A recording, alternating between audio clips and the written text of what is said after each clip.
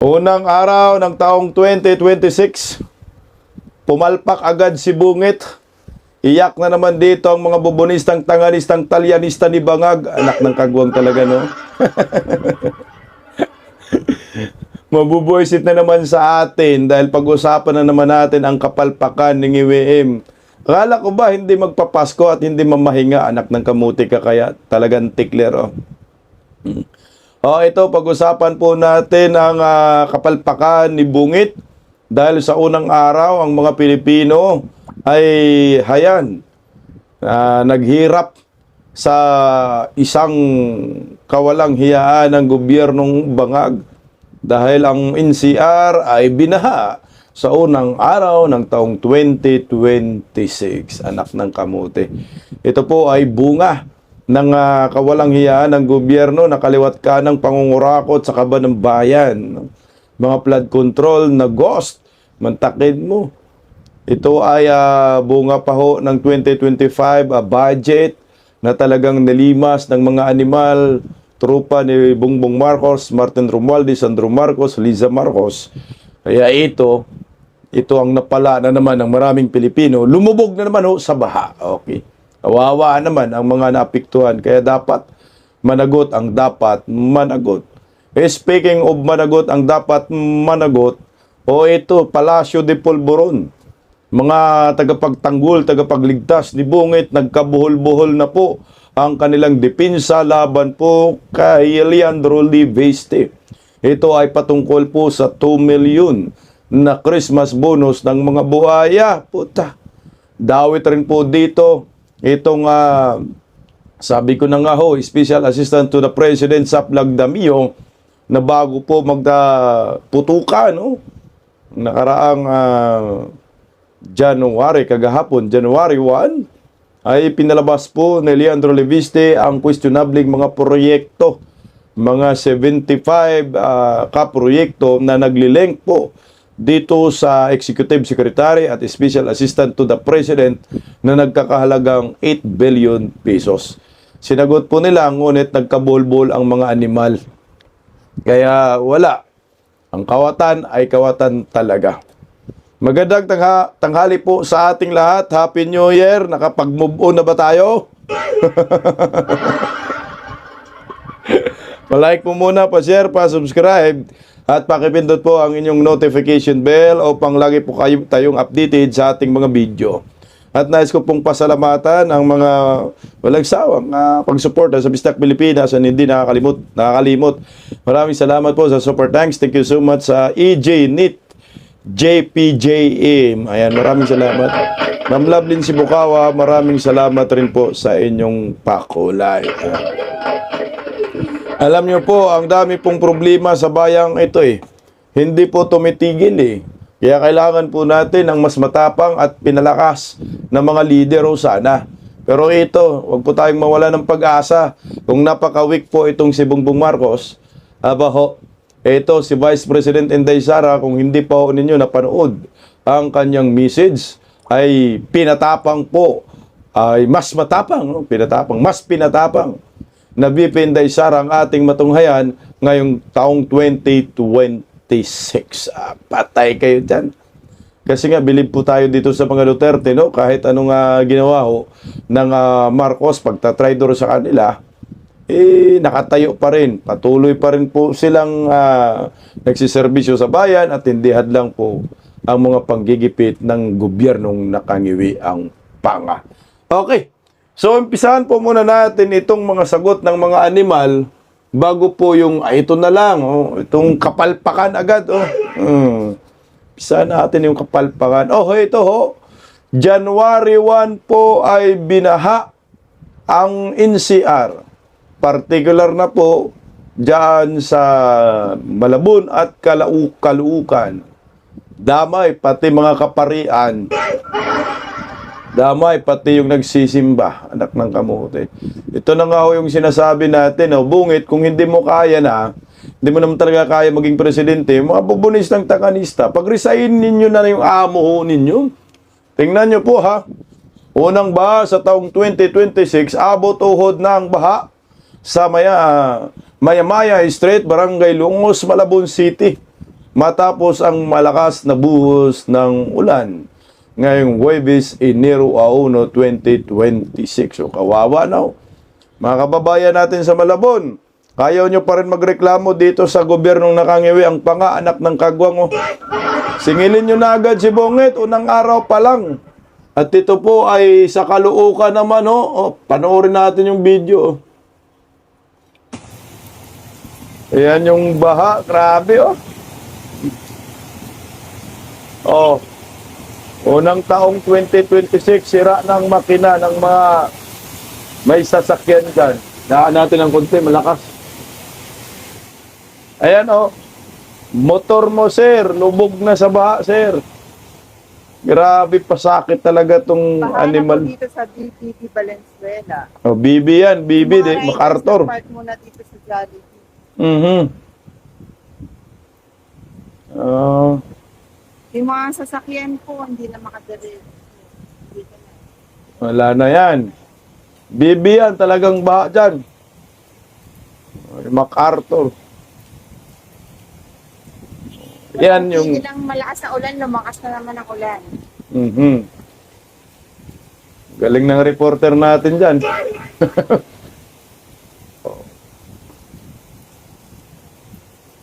Pinapahirapan talaga tayo ni Bongbong Marcos, mga Pilipino. Ngayon, ayaw nyo pa rin magreklamo. Lahat na naapektuhan na ng kawalang hiyaan ng gobyernong nakangiwi ang pangamantakin mo New Year na New Year Unang taon, palpak agad. Unang taon, nagparamdam agad ang kalikasan. Nagparamdam agad ang Panginoon. Sinabi, hoy, mga ungas. Mga tulog pa rin hanggang ngayon. Ayan pinapaalala lang po natin na maraming ghost projects sa taong 2025 under Marcos admin na flood control na hanggang ngayon ay wala pa ring mapanagot. Mga malalaking isda hindi pa rin nakukulong, buhay pa rin. Pero yung iba nadali na sa wish ni Cara David, dali na sila akop dito Enrile Cabral, ito na Ito yung sinasabi natin, palpak muli. Ganong katindi. Unang araw pa lang, sinisingil na kayo ng kalikasan, sinisingil na po tayo ng taambaan ng Panginoon. Ito naman, kamusta kayo mga kaparian? I think itong simbahan na to, may papalabas din po ako na video, binaha Itong simbahan na to, ito yata yung gagawin na shrine ni Lisa Hontiveros para kay Kian, Kian yung durugista. May kamuti. Durugista ginawang santo, binaha din tingnan nyo. Binaha rin po. Ayan, simbahan sa Caloocan po yan. Unang araw ng taong 2026, nagsisimba kayo. Nakikinig kayo sa mga paring mga impakto. Ginawa, binahaho kayo. Ito pa, isa pang footage ng pagbaho. Diyos ko. Gising na, mga kababayan ko. Ayan na po ang napala ng maraming Pilipino dahil sa pagkakurakot ng gobyernong bangag. Sipin mo Imbis sana New Year, magsaya ka. Hindi ka makapagsaya, nagsimba ka. O hindi ka maayos na makapagdasal dyan dahil yung inapakan mo baha, mantakin mo pati simbahan, pinasok ng baha. Ganun po kalala. Pinapaalala lang sa mga pare ng Panginoon na ang kurakot ay nakaupo sa Palasyo de Polvoron at hindi si Vice President Inday Sara Duterte. Tandaan nyo po, mga hunghang kayo.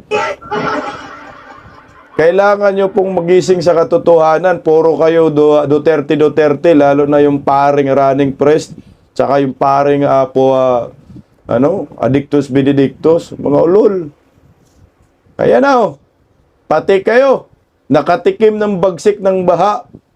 Ano nang pakiramdam na yung sinusuportahan ninyong nakangiwi ang panga, ayan, bumaha na naman sa inyong simbahan. Ito yung sinasabi ko, mga hipokritong mga kaparian. Mantakin mo, ang may kasalanan, itong gobyernong Marcos. Anak ng kagwang, oh. Sinong sinisisi si Inday Sara Duterte? Mga ruko-ruko, oh. Oh, ito. Utangin na talaga si Bungit, no? Itong si Marcos. Budol-budol talaga, eh. Budol is real. Alam mo yung kapal na muka, sinusuka na ng taong bayan, no? Huling-huli na yung mga galawang pambubudol. Patuloy pa rin ang bubudol. Mga taong mga walang hiya dahil sobrahan na sa pulbos. Oh. Unitim daw. Mensahe ni Bungit ngayong taong 2026, Unitim. Putang ina. Unitim nyar. Lol, lol. Oh, ito, pakinggan natin yung mensahe ni Im. Ngayong 2026, hinikayat ni Pangulong Bongbong Marcos na mas magkaisa pa ang mga Pilipino para sa kaunlaran ng bansa. Sa mensahe ng Pangulo ngayong bagong taon, nanawagan siya sa bawat isa sa atin na salubungin ng 2026 ng may disiplina, kumpiyansa at iisang dedikasyon para sa bayan. Kalakip daw ng bagong taon ang oportunidad na siyasatin kung paano tayo mamumuhay kasama ang ating kapwa at paano natin matutulungan ang bawat isa. Patuloy daw sana tayong umusad ng may pag-unawa sa ating mga papel sa buhay ng bawat isa at panibagong dedikasyon na bumuo ng maayos na kinabukasan. Samantala, sumento rin sa Putang inang gobyerno ito. Hanggang ngayon, Unitim pa rin sinisigaw ni Buang na Bungit na to. Magkaisa para sa patuloy na pag-unlad. Ang inumin. Anong pag-unlad? Mga animal. Mamuna ng Pilipinas. Yung corruption kaliwat kanan, inaalisan na po tayo ng mga foreign direct investors. Umunlad pa. Wala nang maniwala dyan sa'yo, Bungit, anak ng kagwang. Ang mga naniniwala na lang sa'yo, yung mga supporters ng mga bungal. Tingnan mo yung mga nabubudol dyan, yung mga supporters si BBM, di ba may survey, maraming supporters si BBM, dyan sa mga edad na mga 50 plus, 60, mga gurang ba, mga walang ngipin. Kita ko sa social media, no, lalo na sa Facebook, anak na kamuti, no, yung tagapagtanggol ni BBM, mga matatandang bungal. Kung hindi naman bungal, yung na mga matatanda, yung mga malalaking mga bangag, no? Mga senior karamihan, nakatagapagtanggol kay BBM, pero sa millennials, sa Gen Z, wala ho yan. Walang supporter si bangag. Yun yung mga supporters niya, mga muugat na hanggang ngayon, naniniwala pa rin sa budol, feeling nila maganda ang buhay ng Pilipino sa panahon ito ni bangag, mga ulul. Harap-harapan nagnanakaw sa kaban ng bayan, niloloko tayo, ngiwiin pa rin kayo, ang tatanga ninyo. Hanggang ngayon, 2026, tanga nyo pa rin. Susko, ginawa mga ensaymada vloggers. Sige nga, anong ipagmamalaki ho ninyo kay Bungit, mga tangingot kayo. Para sabihin ninyo, umunlad nga ang Pilipinas, mag-ikaisa tayo, Unitim tayo, ulul. Unitim para malimas ang kaba ng bayan, mga kurakot. Ito yung pinakamagandang mensahe. Bakit ba si BBM, no, pag maglabas ng mensahe, puro handwriting lang, no? Ipapalabas lang niya. Total, nagbablog ka naman, mag-vlog ka na lang. Nagawan na nga ho niya si Auntie Claire ng pwesto. Dapat alisin mo lang si Claire Castro. Ikaw rin naman ang spokesperson. Minsan, nagiging tagapagsalita ng LTO yan eh. Pakinggan po natin ang napakagandang mensahe ni Vice President Inday Sara na mas pinatapang po. Huwag matakot, sabi ni Inday Sara. Huwag matakot sa laban sa mga buwaya. O narito, pakinggan natin si Inday Sara. Assalamualaikum warahmatullahi wabarakatuh. Madayaw, umayong adlaw kaninyong tanan. Magandang araw sa inyong lahat. Isang masigla at mainit na pagbati ng bagong taon ang ipinapaabot ko sa bawat Pilipino sa buong mundo. Sa pagsalubong natin sa 2026, iwaksi na natin ang anumang pag-aalinlangan at takot. Ngayon ang simula ng isang panibagong kabanata, isang malinis na pahina na punong-puno ng pag-asa. Hayaan nating mag-alab muli ang ating tapang at determinasyon. Mag-alab muli ang ating tapang at determinasyon. Pakagandang mensahe, huwag matakot. Kailangan talaga wag po tayong matakot, mga Pilipino. Kasi pag natakot po tayo dito sa mga buhaya, limas ang kaba ng bayan. Tuloy lang natin ang konti. Ano man ang hamon na ating haharapin, taglay natin ang pambihirang lakas upang malampasan ang lahat ng balakid. Sa bawat pagsubok, lalabas tayong mas matatag. Itinuring natin ang bagong taon na paanyaya upang magkaisa at magsimula ng may panibagong pananaw. Ang ating pinagsamang lakas at pananampalataya ang susi ng tunay na pagbabago. Sama-sama tayong magsikap at magdasal na ang 2026 ay maging taon ng pag-asa at pagpapala. Maligayang bagong taon sa inyong lahat, naway maging mas maliwanag at maunlad ang ating panibagong simula. Tingnan mo si Vice President Inday Sara, talagang yung kanyang motivation sa sarili niya bilang isang Vice President ay buo talaga noon na magserbisyo sa bayan at lalo tayong binubos. Putang na, huwag kang matakot ngayon. Kailangan tapangan pa natin. Kailangan po talaga matapang ang mga Pilipino ngayong taong 2026 lalo. Kasi nga, wala pang napanagot eh. Wala pang nakulong. Si Bungit, puro diversionary lang ang ginagawa. Optics, sarswilang investigasyon ng kanyang gobyerno patungkol sa mga kurakot eh. At gusto pa po nilang ilihis, at gusto pa po nilang sisihin ang mga Duterte na hindi naman na bumibinta.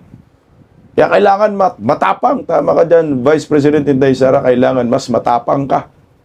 Kailangan magiging determinado at matatag sa lahat ng mga hamon sa buhay. Ang mga Pilipino, lalo na po sa usaping korupsyon under Marcos admin, hindi po pwedeng kalimutan po natin yung ginagawang paglilima sa kaba ng bayan ng gobyernong Marcos, mga kanyang alipuris, mga buhaya, kongresista, mga executive secretary, mga gabinete ni Bangag. Kaya pasalamat din po tayo, taong 2025 ay itong si Leandro Leviste ay tumapang talaga kasama sila Kiko Barsaga. Ito yung mga taong dapat suportahan po natin ng daming pasabog Mag-New Year na lang, may pasabog pa rin. Na agad naman po itong itinanggi. Itong pasabog ni Leandro Leviste ay patungkol po sa 75 mga proyekto ng DPWH na nag-uugnay dito kay Saplag Damio at sa Executive Secretary Bersamin.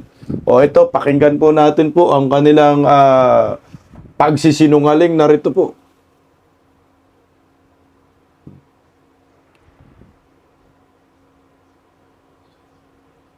Uy. Pinasinungalingan ni Special Assistant to the President Antonio Lagdameo Jr. ang alegasyong may kinalaman ang kanyang opisina sa pagpapatupad ng mga proyekto ng DPWH. Kasunod ito ng panawagan ni Congressman Leandro Leviste na imbestigahan ang pagkakadawit dito ng Office of the President, Executive Secretary at OSAP base sa mga dokumentong hawak niya umano. Pero giit ni Lagdameo, walang kinalaman ang OSAP sa budget process ng DPWH.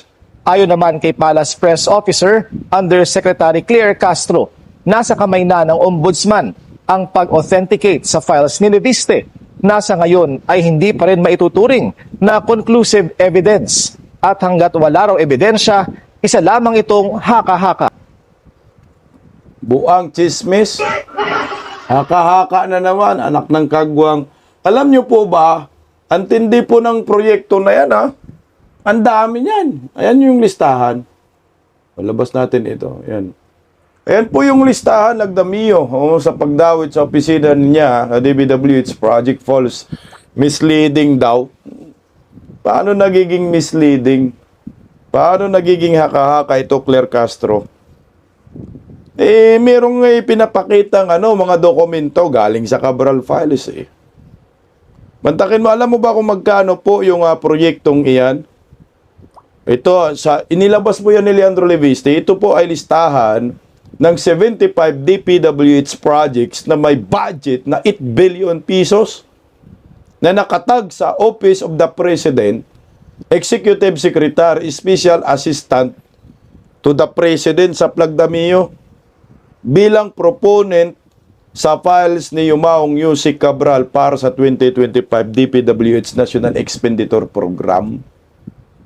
Meron din namang kopya nga ho si Lacson din, hindi rin naman si Leandro Leviste lang may hawak dyan.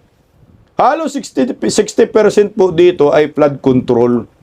Isipin mo yan, yung 8 billion na yan, na halagang proyekto, 60% ay flood control. Alam naman natin ang flood control ay, putang ina, dito sila paldong-paldo dito, anak ng kagawang. Ito 60% po dito ay flood control o slope protection at 40% ay roads o street light projects. So, ito na naman. Kalsada, street light. Tiba-tiba ng ang mga animal na ito.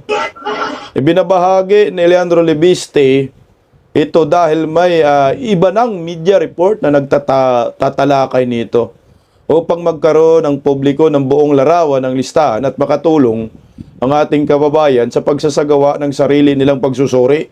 Sa mga proyekto dito ay iba pang impormasyon na maaring makatulong sa mga investigasyon na posibleng isigawa ng ating mga ginagalang na senador at kongresista sa 2026. Utangin na, imbestigahan pa kaya nila ito? Opisina na ni Bangag ang tinamaan eh. Hindi natin alam kung sino talaga ang OP, iisap, na nakatag bilang proponent. Wala nang iba. Sa Plagdamio at Executive Secretary Bersamin Lucas. Wala naman pong iba. At maaaring tumutukoy ito sa mga opisina, hindi sa mismong mga tao. Sa mga tao talaga, executive yan. Naniwala daw si Leandro Leviste na si dating Executive Secretary Lucas Bersamin. Dahil nagtanong daw siya sa kanila at sinasabi nila na wala silang kaalaman tungkol dito at buwang kanilang suporta para sa isang investigasyon upang matukoy kung sino daw at umaasa daw si Leandro Leviste at suportahan din ng ibang investigasyon dito. Magkano po ba ang proyektong ito? 8 billion pesos. Ito po yung mga lugar kung saan mayroong proyekto itong mga hinayupak ng mga budlat ang mata. Lalim na ng mata itong mga hinayupak na ito sa kakalimas ng bayan. Ito yung mga proyektong 8 billion na nakalagay po dyan. Rehabilitation po ng road with drainage. Improvement along Roja Bago Street, Tondo, Maynila. 50 million po yan. May proyekto sila dyan. Lagdamio. Putang ina nyo.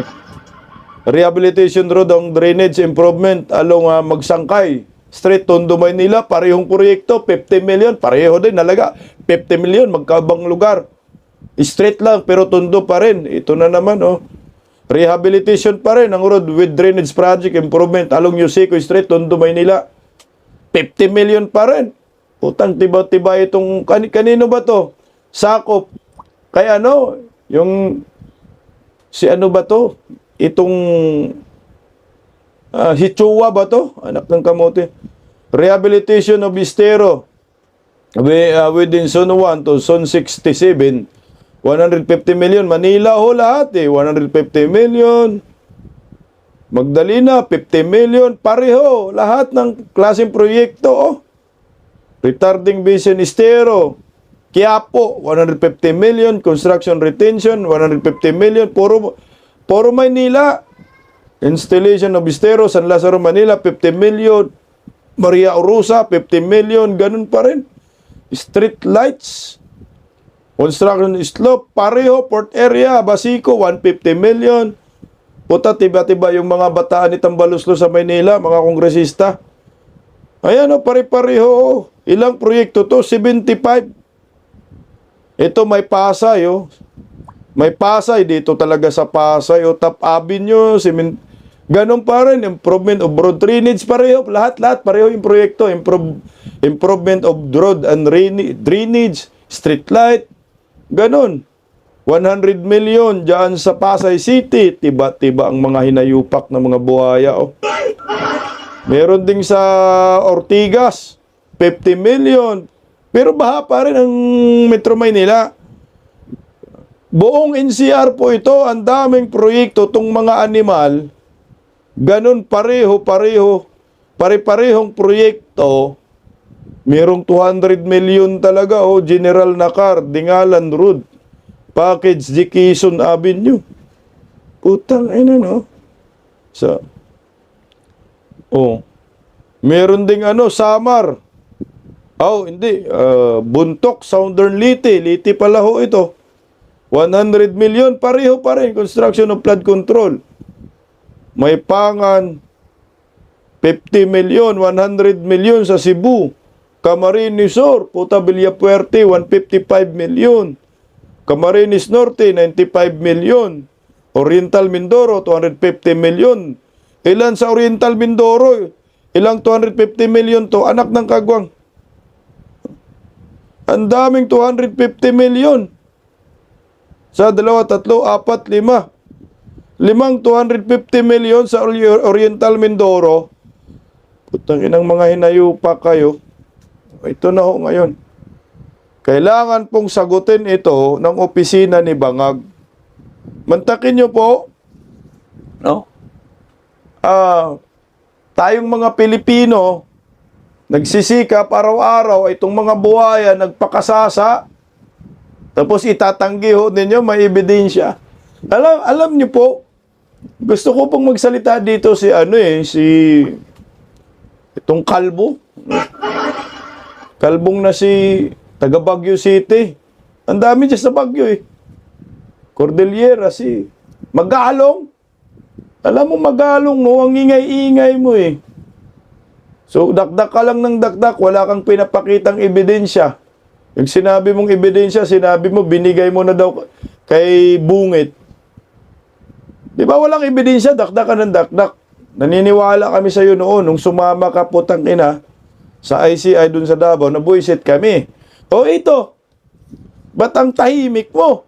Akala ko ba for good governance? Meron ng listahan si Leandro Libiste, detalyado, ang tahimik ni Baguio City Mayor Magalong. Ito, tinamaan na po yung Malacanang, pero si Magalong tahimik. Matapang lang pala si Magalong sa mga kongresista. Hinamon siya ilabas ang listahan, hanggang ngayon wala. Pero ako, believe ako dito. Kay Leandro Libiste, ang tapang niya talagang hindi umuurong at sana ngayong taong 2026, huwag kang magpaariglo, Leandro Libiste, kasi maalala po natin yung mga nakalipas na mga video na Leandro Libiste ay emotional lagi, no? Pag ini-interview siya. Na-interview ng One News, emotional. Na-interview ng GMA, naging emotional. Yung press con niya, naging emotional. Luluhat na iiyak siya. Kasi sabi niya, mga kaibigan daw ng nanay niya, yung mga proponents eh. Ganito tayo ginago ng gobyernong Bangag. Buti na lang, mayroong batang kongresista na dapat dubli ingat talaga siya ngayong taong 2026 eh. Kailangan proteksyonan niya yung sarili niya. Dapat mayroong nga mag-volunteer kung sakali. Dapat nga mag-secure dito Armed Forces of the Philippines. At sana, no, ay lumapit itong si Leandro Libiste kay Vice President Inday Sara Duterte. Humingi man sana ng kahit man protection. Sa bagay, bilyonaryo man to si Leandro. Ang ano natin dito, safe ba siya sa kanyang mga security personnel? Kasi, utang na, malamang ang mga demonyo ngayon ay nag-iisip na kung paano mapatumba itong si Leandro Libiste. Kasi di ba sabi niya, pilit siya pinapatahimik. Ganun talagang mangyayari. Kasi malaking buhaya, malaking personalidad ang inyong binabangga ho ngayon. Kagaya ho nito, di ba, naglabas din po siya ng listahan. Ay, hindi lang listahan, mga chiki na di umano'y ito ay bonus para sa mga buhaya, mga kongresista. Ngayon na may sinagot po yan ng mga buhaya, kagaya itong si Puno. Kaso nga lang, meron ding isang kongresista sumagot, magkaiba po ng mga sagot. Itong mga limpak-limpak na chiki na ipinapakita ni Leandro Libiste. bago po mag-New Year, naglabas siya ng Chiquito po, yung sinabi kong Christmas bonus ng mga kongresista at itinanggi po ng maraming kongresista. Ang problema, hindi po sila synchronize. Mga sagot, magkaiba, nagkabuhol-buhol ang mga buhaya. Anak ng amuno. Hirap na hirap nila paano i-debunk itong mga siniwalat ni Leandro Leveste. Sumagot nga ho sila, kabuhol-buhol naman ito. Panoorin natin. Pumalag si Palawan Representative Jose Alvarez sa paratang ni Batangas Congressman Leandro Leviste na nakatanggap ng 2 milyong piso ang bawat kongresista bilang Christmas bonus. Giit ni Alvarez, wala itong katotohanan. Ayon kay Leviste, nataon ang bonus sa botohan sa 2026 budget. Naglabas pa siya ng umano'y resibo sa social media. Buwelta ni Alvarez, misleading at inaccurate ang mga pahayag ni Leviste. Ang mga tseke anya ay para sa sweldo ng mga mambabatas at ng kani-kanilang staff. Iba naman ang paliwanag ni House. Tingnan mo, sweldo daw, no, yung cheque. Sweldo daw sa kanilang mga staff. Pero ito naman, yung animal na representative na yun, dating PDP yun eh. Dahil wala na pong kapangyarihan, wala nang pundong PDP, lumayas ang animal, sumama sa paglilima sa Kaban ng Bayan. Yan si Alvarez. Pero ito, si Puno, iba naman ang sagot. Kabulbol nga ang mga hinayupak eh. Deputy Speaker Ronaldo Puno. Anya karagdagang pondo Tangina, para buong sa buhaya. Christmas requirements ng mga distrito ang nabanggit ni Leviste na umano'y bonus ng mga mambabatas. Materials, Christmas requirements.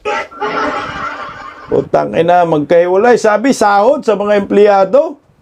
Ano ba talaga, mga buhaya, mga mukha ninyo, namamagana. Putang ina, sa pangungurakot, buhayang buhaya kayo. Wala na, kabul-bulo kayo. Kasi pag tiningnan po natin, detalyado po yung mga inilabas ni Leandro Leviste. Putang ina, may mga chiki. Sahod ng mga empleyado, tanong ko po sa inyo, dyan sa House of Crocodile Farm, yung sahod ba ninyo, cheke? Sige nga, mga empleyado sa Kongreso, cheke sahod din nyo. Ito naman isa, butak na, dagdag daw requirements para sa Christmas. Eh di bonus nga. Bonus. Eh kay Leandro Leviste, sabi niya, yung sa kanya, hindi daw kinuha. Pero sabi naman po ni Kiko Barsaga, ayan may 2 million Christmas bonus si Marcos para sa mga congressman habang bagsak ang ekonomiya ng ating bansa. Yun na nga eh. Sabi ni Kiko Barsaga, misleading daw talaga si Leandro Leviste kasi hindi naman daw lahat nakatanggap. Kagaya sa kanya, suspendido daw siya kaya wala siya. Laila de Lima, Kabataan Party List. Yung sino yun, Renico, kulot-kulot ang buhok, iba rin yung sagot. Yala, hugas kamay sila. Kasi nga, lahat ng mga sinasabi ni Leandro Leveste may basihan. May resibo eh. Kaya, alam mo, mahirap po sagutin yung mga akusasyon sa'yo na mayroong resibong ipinapakita. Hindi ka pa nakasagot, sinampal ka na kaliwat ka na ng resibo, yan ang pinakamahirap i-debunk. Kung sasabihin mo wala, may sumagot naman na isa, iba yung sagot, yung isa, iba yung sagot. So, kanya-kanyang lusot. Kanya-kanyang pagsisinungaling. Eh, ang problema ay lalabas at lalabas talaga ang katotohanan. Yan ang malinaw ho dyan. Ito po yung mga cheque na yan. 2 million Christmas bonus at secret fund ng mga kongresista inilabas ni Kong Leandro Leviste. Pinasakit talaga ni Leviste ang mga ulo ng mga animal, no? Taong siguro yung Christmas, New Year, New Year's Eve. Mukhang sumakit na yung ulo nila sa kaisip ni Leandro Leviste. Animal, magsaya tayong mga buhaya. Si Leandro, hindi naman sumama sa atin. Alam niyo po ba, ang sabi ni Ma'am Rowena Guanzon, si Bungit ay may na-break na talaga na record sa pagnanakaw. Alam mo sino na-break? Yung tatay din niya. Break na break yung record sa pagnanakaw, anak ng kamuti. Sabi ni Ma'am Rowena Guanzon, grabe si Bibim, biruin mo, in 3 years, ay nabit niya ang mga ninakaw ng tatay niya sa loob ng 21 years. Magkano ba yung ninakaw ng tatay ni Bungit? Na ngayon sa loob ng 3 taon lamang, anak ng kamuti kayong mga bubonistang tanganista, ay na-break ni Bungbong eh. Trilyon na ho, kasi ngayon ang pinag-uusapan eh. Noon, milyon lang eh. Ngayon, bilyon, trilyon ang pinag-uusapan, yung nakawan sa kaba ng bayan eh. Kaya nga, bilib rin ako sa mga supporter ni Bungit eh. Kahit sinusuka na si Bungit, maraming Pilipino, talagang nandidiri ng Pilipino dito eh. Bukod sa mga bangag doon, kasi mga bangag supporters, putang iwiin pa rin forever sila. Mga orok-orok ka. 2026 na, magbago na ho kayo. Nililihis eh, pinipilit nila. Anak ng kamuti, no? Yung mga bungal na mga, nabubuisi talaga ako. Ang dami sa Facebook. Yan yung talagang legit na mga trolls. Pareho ng mga ribat. Yung pagbagsak ng ekonomiya, ang sinisisi, Sinday Sara, ang tanga talaga, no, ng mga animal na to, no? Adik na adik. Bungal na bungal. Sabi talaga, kasalanan ni Vice President Inday Sara Duterte. Ang pagbagsak sa ekonomiya, para bang si Inday Sara ang presidente, ang tanga nga. Para bang si Inday Sara ang nangungurakot, mga hungang. Yan o si Bungit, na-break yung tatay niya sa pagnanakaw sa kaba ng bayan. Tanong mo, sino ba talaga ang mastermind sa paglilimas sa kaba ng bayan, sa pangungurakot? Lahat, ang taong bayan alam na kung sino ang mastermind eh. Kaso ang problema, maraming diversionary tactics, maraming mga tangang Pilipino naniniwala pa rin dito sa inayupak ng presidenteng ito. Hindi naman marunong magpresidente, mag-resign ka na, Bungit ka. Pag hindi mo kaya, mag-resign ka na lang. Kaysa naman, papahirapan mong maraming Pilipino, papahirapan nyo kami, putang ina, yung mga Talyanista na lang, pahirapan nyo. Yung mga bangag, mga bungal, mga matatanda na wala pang pinagkatatandaan, mga tangingot kayo.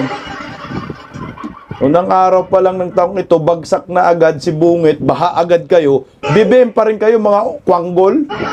Sino bang mastermind? Kayo, tatanungin ko kayo. Sino bang mastermind? Bakit ba nag-iimbestiga ito yung mastermind? Tangina, no? Dinaya tayo eh. Kung sino yung gusto nating papanagutin, sila yung nag-imbestiga. Kaya kung sabi ng mga animal na nasa Palacio de Polvoron na ngayong taon daw, bagong taon, ay marami na daw makukulong. 2026. Putang ina, ipakulong yung mga sarili ho ninyo. Kayo po ang gusto naming makulong. Si Martin Romualdez, Lisa Marcos, Martin Aranita, Sandro Marcos, kasama ka na, Bungit. Kasi sabi nga ho ni sabi nga ho ni Kiko Barsaga, tingnan mo si Kiko, sorry, wala talagang takot. Ito yung sinasabi ni Inday Sara, kailangan natin tapangan. Sabi ni Congressman Kiko Barsaga, the Cabral files all point to one mastermind, President Marcos. Ang tapang talaga ni Kiko Barsaga. Dito walang preno-preno. Pinopoint talaga ni Kiko Barsaga na ang mastermind sa Cabral files wala nang iba kundi si Bongbong Marcos. Hashtag daw, ikulong si Marcos. Kiko, ito talaga si Kiko Barsaga, si Leandro Libiste, ang iinit ng mga batang ito, no? Mantakin mo sinong binibira ngayon, si Bungit, presidente.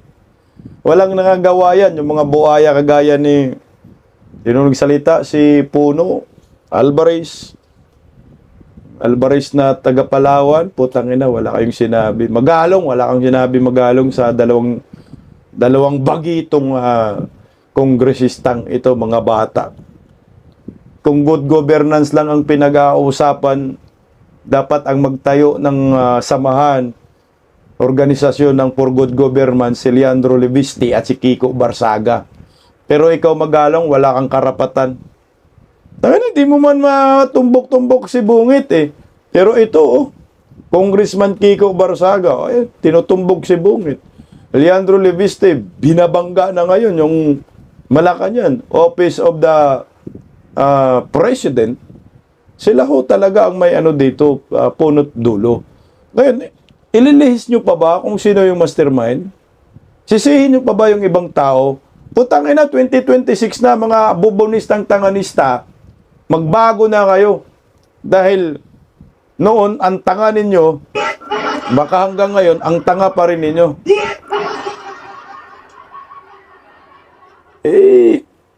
Ganun talaga, pag may busal. Sige, simpleng logic lang naman yan. Walang Saldico kung walang Martin Romualdez. Walang Martin Romualdez kung walang Bongbong Marcos. Hindi kaya magmanipula ni Cabral kung walang Saldico, Martin Romualdez, Bongbong Marcos. Hindi kaya maglimas ang kabasakaba ng bayan ang mga DPWH kung walang Cabral, Saldico, Martin Romualdez at Bongbong Marcos. Yan ang maliwanag dyan. Kasama ka na, Sandro, dyan, putang ina, hindi ka pwedeng makaligtas dito.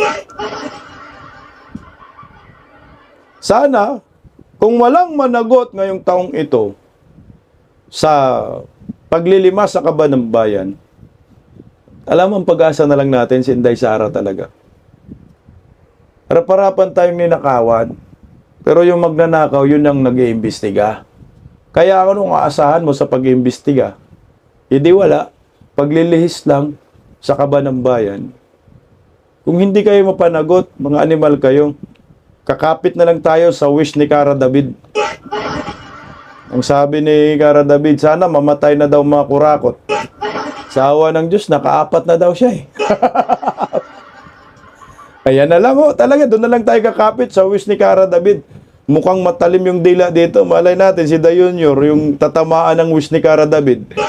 Sana si Dayonior na lang, Cara David, para matapos na ang problema ng bayan. Wish ko lang na matupad lahat ng wish ni Cara David. Paggising sa umaga, tanghali at gabi, nakikita ko ang post niya, ang hapdi. Paano nga ba to? Di ako makatanggi. Watch ko na lang at isipin ng mabuti. Bisdak Pilipinas. Bisdak, tinig ng katotohanan. Sa bawat vlog may laban sa kasinungalingan. Mulat ang mata, gising ang masa. Bisdak Pilipinas, para sa bayan, gumigising sa diwa. Sa likod ng kamera, tapang ang dala, walang sinasanto kung mali ang gawa. Hinay-hinay, pero palaban. Boses ng tao sa digital na labanan. Bisdak, tinig ng katotohanan. Sa bawat vlog may laban sa kasinungalingan. Mulat ang mata, gising ang masa. Bisdak Pilipinas, para sa bayan, gumigising sa diwa.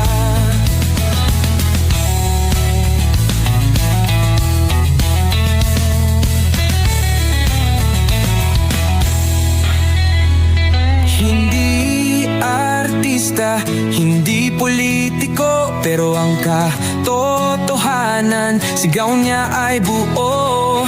Sa YouTube o Facebook man siya makita, may aral ka pa rin, may uwi sa bawat salita.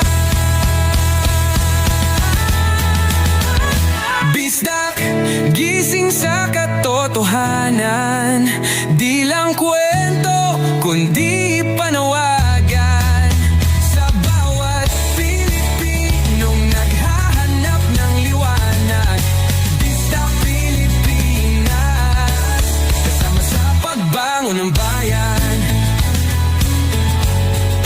Bisdak Pilipinas.